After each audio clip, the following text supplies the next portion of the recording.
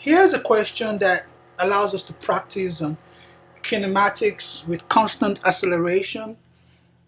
These questions usually are crafted in creative ways, but when you read through, you got to look out for the essence of the quantities that you need. For example, here we're told that it is Soapbox Derby. Young participants are making these motorized vehicles that have low friction. That's important, low friction. Over a track of 63 feet. That's also important. Tilted at 11 degrees below the horizontal. That's another important fact. And then we are asked two questions in part A: the maximum possible acceleration of the car down this stretch of track, and part B: if a car starts from rest and undergoes this acceleration for the full length, what is its final speed in meters per second? Now let's solve this problem. The first part of the question is asking us what is the acceleration the maximum acceleration you can get. It calls it the maximum possible acceleration. You can just call that the max. You can call that A max. That's the question. Let me ask you a question. What determines this acceleration? Because these cars, and they don't have an engine that is pushing them. So they are pretty much falling under the influence of what? Gravity. Gravity. But gravity cannot just pull all the way down because there's an incline. And what's the incline there? 11 degrees. 11 degrees. So you have tracks that are making 11 degrees with the horizontal.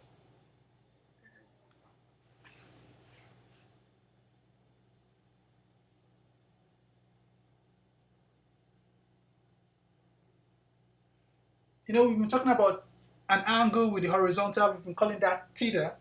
So you just use that symbol. Theta is equal to 11 degrees here. So if there's some friction, you won't get all the full acceleration you can get. But if there's no friction, if everything is perfect, then the A max would be however gravity can pull along the horizontal. I remember that we said that when you have an angle, acceleration would then become G, the sine of that angle, right? I'm just saying, whenever there's an angle, when something is falling on an incline, we know that when something is falling down on an incline, the acceleration is the G, gravity, the sine of the angle that incline makes. So in this case, we know that what we've been asked for, that A max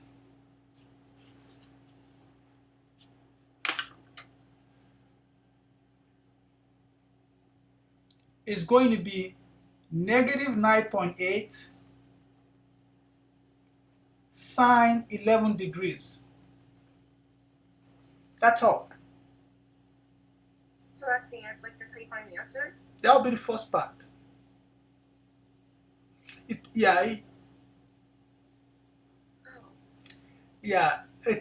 easy to want to think it's more difficult than that, but yeah.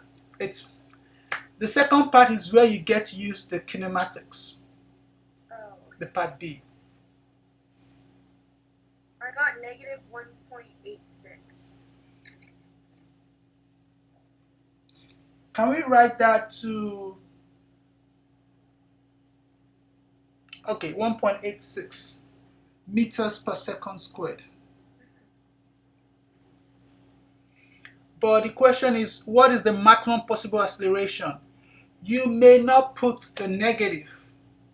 Oh. Your system may insist, if it's asking for the magnitude, if the question is understood to mean magnitude, so what is magnitude?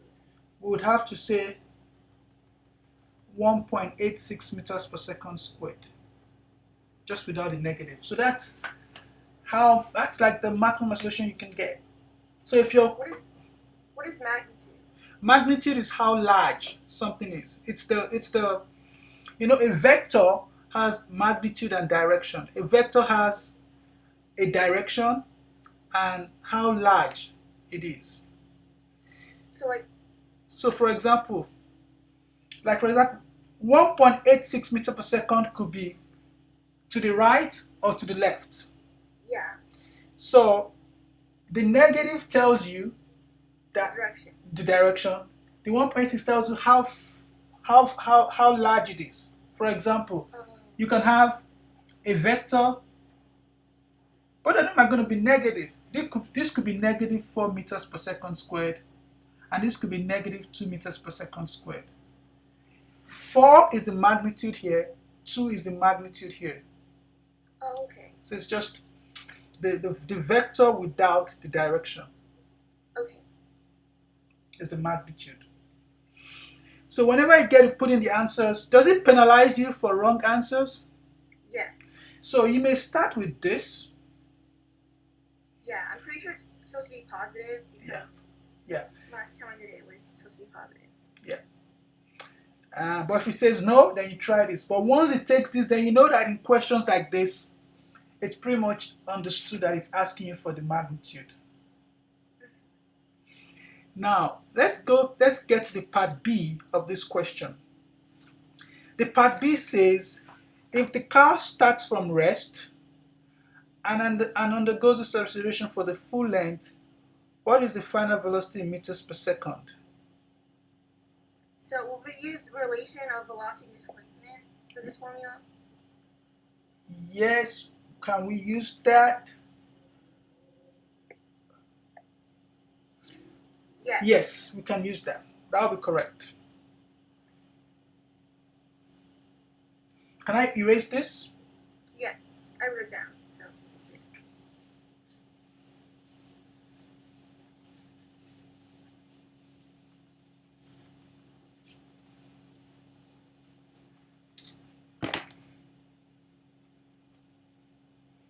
So we're trying to use this equation that says that the VF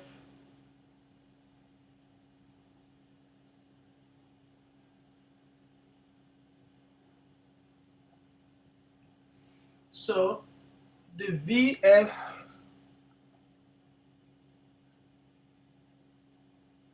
actually if we use the this is the formula you talked about, right?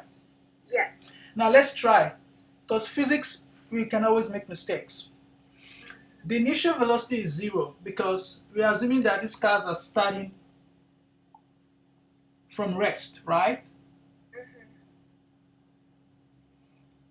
Is 0. We know the acceleration as 1.86. 1.86, and we know that, and we're looking for the displacement. Well, if you use this approach, you'd have to first find the final velocity. But isn't that what we're looking for? But the question says, good, yes, that's what we're looking for. So then, and then our tangent x, we're going to use 63. 63 feet long, is that correct? So delta x is 63 feet. But can we use that number like that in feet? No. No, because everything else is in SI units. So we'd have to get 63 feet to meters. But we're told that 1 meter is 3.28 feet. So we'd say 63 feet times 1 foot, 3.28 meters.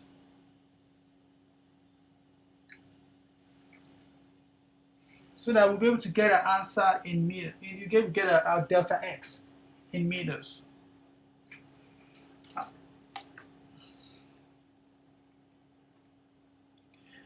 If we're doing that right, 63 times 3.28 comes out to be 206.6. Yes.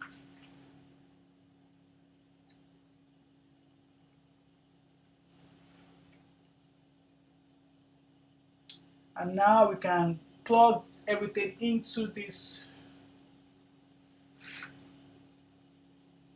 relationship here, which tells us that so we get final velocity, which is what we're looking for, equal to the initial squared plus the 1.86, 206.6 meters.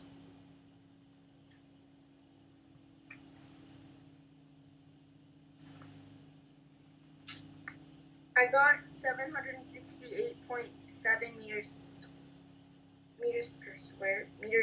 per second. Yeah, but check that very well. You know that this was in meters per second squared, and this was in meters. So our unit here is going to be meters squared per second squared. That doesn't sound right because our unit should not be meters per second squared, right? Our unit should be meters per second. Yeah. What's going on? Oh. We need to take, remember that this was the squared. So that means the VF is actually the square root of this guy. So you have to take the square root of both sides to find VF. Does that make sense? So everything you got here, you have to take the square root. Oh, okay. Okay, I thought, okay. So can I just square root the answer? You can square root what you got there. 70. Yep. Okay.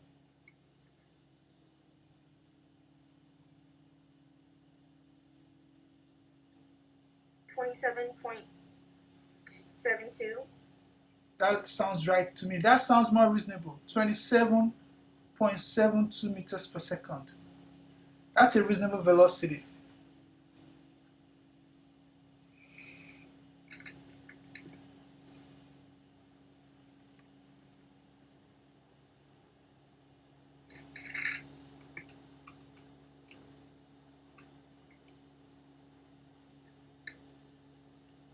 Yep. And to two significant figures, what would that be? 7.72. 27.72. That's what we get. That's the raw answer. But 27. 28? 28. 28 in two significant figures. So 28 meters per second in two significant figures.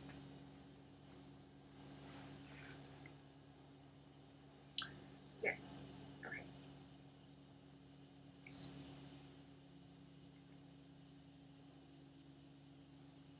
Do you have any questions on this solution we just did? No. Good. It was just another skillful application of this relationship right here. We had to know the final. We had to figure out three things in order to find the fourth one. Something starts from rest, it has to start from 0 meters per second. The acceleration you get is 1.86 because it's undergoing the maximum acceleration. You convert the delta x and you plug that in. So when you put in these answers, let me know how it goes. I'm sure everything is going to be correct. But if you have any questions, you can let me know. We have now completed the solution of a physics question that might have seemed difficult to you at first. And now the bells are going like, oh yeah, I see. That's what should happen when you get the clarifications you need on physics problems. A lot of times I've had the joy of seeing the aha moments on students' faces as seemingly difficult concepts in physics are broken down and solved. And that's what I would like to help you do. I would like to help you as a tutor through online virtual tutoring. You get to see what I'm doing. You get to see you get to see the questions, and you get to send me questions you need to be solved. And I'm glad to prepare very clear explanations that would help make physics fun to do. To book sessions, The affordable rates are shown: $30 for 30 minutes, $40 for 60, and $50 for 90 minutes. You're gonna be glad you work with me, and I'm looking forward to helping you succeed in physics.